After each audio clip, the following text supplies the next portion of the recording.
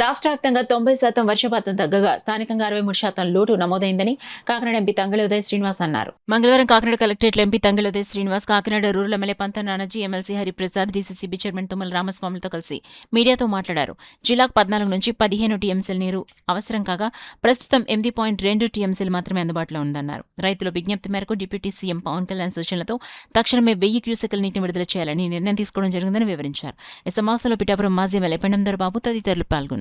And ఇక్కడ ఉన్న dead storage ని వినియోగించుకునే విధంగా కూడా టెయిల్ ఎండ్ వరకు వెళ్లే విధంగా లష్కర్ ని పెంచడం కానివ్వండి, అలాగే అక్కడ ఒక ప్రతి విలేజ్ లోని కూడా రైతులతో, లష్కర్లతో, అలాగే డిపార్ట్మెంట్ తో కూడిన ఒక కమిటీస్ కూడా ఏర్పాటు చేసుకుని రైతులు ఎవరో కూడా అంటే వాటర్ ని అందరికీ వెళ్ళి చేరే విధంగా ఒక కమిటీని ఏర్పాటు చేసుకోవడం కూడా చెప్పడం జరిగింది. సో ఇచ్చిన అడ్వైజులు అన్నిటినీ తీసుకుని మాక్సిమం మన ప్రయత్నం అంటే గవర్నమెంట్ ప్రయత్నం చేసే విధంగా పవన్ కళ్యాణ్ గారు చెప్పటం, దాన్ని ఈ రోజు ఇక్కడ ఇంప్లిమెంట్ చేసే విధంగా కూడా మేమందరం కూడా డిసిషన్ తీసుకున్నాం. సో డెఫినెట్లీ రానున్న రోజుల్లో కూడా ఫోర్కాస్ట్ లో కూడా ఉన్న దానికన్నా, ఎప్పుడు పడేదానికన్నా రానున్న నెలల్లో కూడా 30% వర్షం తక్కువ పడేలాగే ఫోర్కాస్ట్ ఉందో తప్ప పెరిగే విధంగా లేదు. సో దీని మీద రైతులకు కూడా అవగాహన పెంచే విధంగా, ఇన్సూరెన్స్ ని కట్టించే విధంగా కూడా మనం అందరం కూడా దీని మీద ఈ రోజు కమిటీ డిసిషన్ తీసుకుని రివ్యూ మీటింగ్ లో చర్చించడం జరిగింది.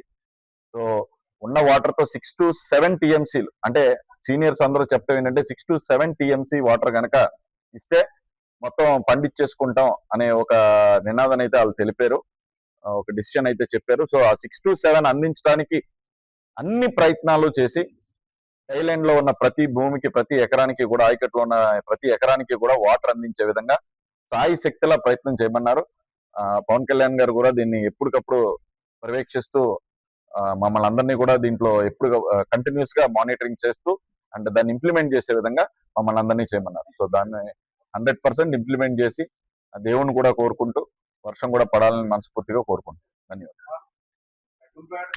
రానున్న రోజుల్లో యాక్షన్ తీసుకుంటాం. ఇప్పుడైతే ప్రెసెంట్ ఈ రోజు జరిగిన రివ్యూ మీటింగ్ ప్రకారం పవన్ కళ్యాణ్ గారు చెప్పింది ఏంటంటే, ఇప్పుడు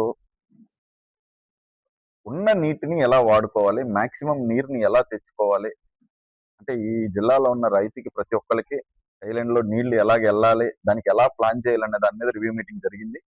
సో దీని మీద రివ్యూ మీటింగ్ జరిగిన దాని ప్రకారం వర్క్ దాని మీద చేస్తాం. కానీ డెఫినెట్లీ అలాంటి ఏమన్నా ఈ ఆక్రమణలు ఏమైనా గురైతే కూడా రానున్న రోజుల్లో 100% రోజుకి 1000 క్యూసెక్కుల నీరు వచ్చేటట్టుగా అలా ఆర్గనైజ్ చేసే విధానం అయితే ఏలేరు రైతులు ఎవరో కూడా ఇప్పటికీ మరవలేరు. అటువంటి చక్కని కార్యక్రమం చేపట్టారు. నేను నాకు కొంచెం ప్రియాక్యుపైడ్గా ప్రోగ్రామ్స్ ఓపెనింగ్స్ పెట్టుకోవడం వల్ల ఇవాళ మీటింగ్లో పాల్గొలేదు. అందుకని ప్రసాద్ గారు, ఎంపీ గారు, చంద్రశేఖర్ బాబు గారు మీరు పాల్గొన్నారు కాబట్టి వాళ్ళని సభాముఖంగా నేను వాళ్ళని కూడా రిక్వెస్ట్ చేస్తాను. నాది కూడా ఏలేరు ఆయకట్లో ఒక 2000 ఎకరాలు భూమి అయితే ఉన్నది. అది పల్లూరు చివర, అలాగే నేమం, పెనుమర్తి, సమ్మవరం గ్రామాలు ఉన్నాయి. వాటిని కూడా గత 4 పంటలుగా ఒక మడి ఎప్పుడు ఎండలేదు, ఒక మడి ఎప్పుడు మునిగిపోనివ్వకుండా మేమైతే ఈ కూటమి ప్రభుత్వం వచ్చాక వ్యవసాయం చేసుకోవడం జరిగింది. అలాగే మనోహర్ గారు చేసే విధానం వల్ల ప్రతి గింజ కొనగలిగాం. పవన్ కళ్యాణ్ గారి ఆదేశాల మేరకు ప్రతి గింజ కూడా కొని రైతులకు చేసాం.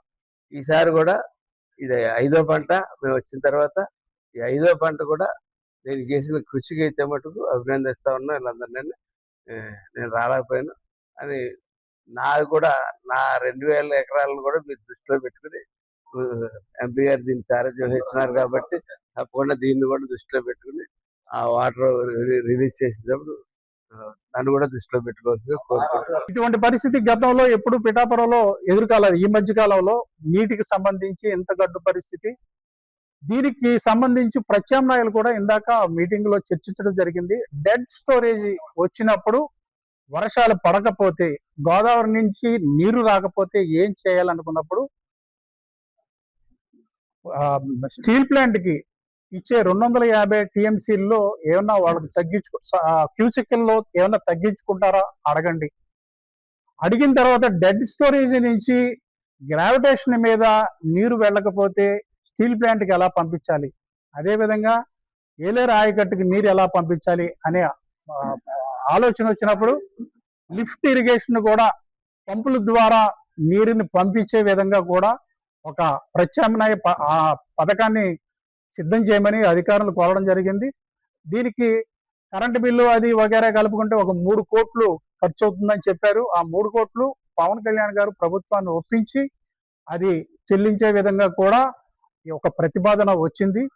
సో రైతులు వచ్చిన నీరుని జాగ్రత్తగా సద్వినియోగం చేసుకొని ఈ సీజన్లో, ఎందుకంటే మనకి ఇక్కడ భూములన్నీ పల్సస్ వేయడానికి అనుకూలంగా ఉండవు, వరికే అనుకూలంగా ఉంటాయి కాబట్టి వరి వేసుకొని దానికి భరోసాగా పంటల బీమా పథకాన్ని కూడా చేయించుకోమని ఈ సందర్భంగా అందరికీ విజ్ఞప్తి చేస్తున్నాము.